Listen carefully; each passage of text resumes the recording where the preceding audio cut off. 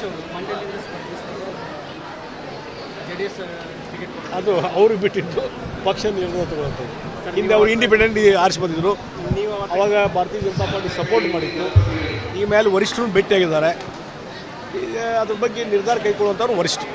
ಕಾರ್ಯಕರ್ತರು ಏನಾದ್ರಿ ರಾತ್ರಿ ಮೀಟಿಂಗ್ ಆಯಿತು, ಏನೇನೆಲ್ಲ ಆಯಿತು ಸರ್? ಮತ್ತೆ ಅದು ಮೊದಲೇ ಒಂದು ಸಲ ರಾತ್ರಿ ಕೂಡಬೇಕು ಅನ್ನುವಂಥದ್ದು ನಿರ್ಧಾರ ಆಗಿತ್ತು.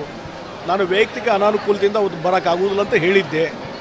ಅದಕ್ಕೆ ಆಗಿದ್ದಿಲ್ಲ. ಮತ್ತು ರಾತ್ರಿ 9:10 ಗಂಟೆಗೆ ಎಲ್ಲರೂ ಕುಂತ್ಕೊಂಡು ಇಲ್ಲಿ ಈ ಭಾಗದಲ್ಲಿ ಏನೊಂದು ಮೊದಲಿಂದ ಯಾವ ರೀತಿ ಸಂಘಟನೆ ಭಾಳ ಶಕ್ತಿಯುತವಾಗಿ ಅದೆಲ್ಲರೂ ಕೂಡ್ಕೊಂಡು ಬೆಳೆಸ್ಕೊಂಡು ಹೋಗೋಣ ಅನ್ನುವಂಥ ನಿರ್ಧಾರ ಕೈಗೊಳ್ಳುವಂಥ ಕೆಲಸ ಅವತ್ತು ಮಾಡಿದ್ವಿ.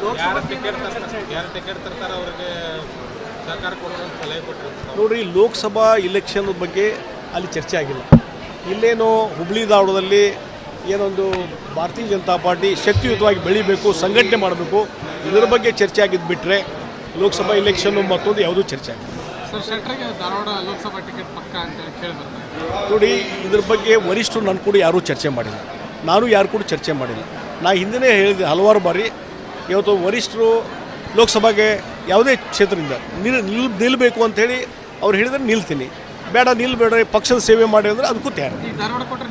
ನೋಡಿ, ಒಂದೇ ಒಂದು ಸೆಂಟೆನ್ಸ್ ಅನ್ನು ಪಕ್ಷದ ವರಿಷ್ಠರು ಸ್ಪರ್ಧೆ ಮಾಡಿರಿ ಚುನಾವಣೆಗೆ ಅಂದರೆ ಮಾಡ್ತೀನಿ, ಇಲ್ಲಾಂದ್ರೆ ಅದು ಅಷ್ಟೇ. ಅದ್ರ ಮೇಲೆ ಅರ್ಥ ಅದಾಗ್ತದೆ. ನಾವು ಒಂದೇ ಒಂದು ಹೇಳ್ತಾ ಇದ್ದೀನಿ, ಇವತ್ತು ಎಲ್ಲವೂ ತೀರ್ಮಾನ ತೆಗೆದುಕೊಳ್ಳುವಂಥದ್ದು ವರಿಷ್ಠರು.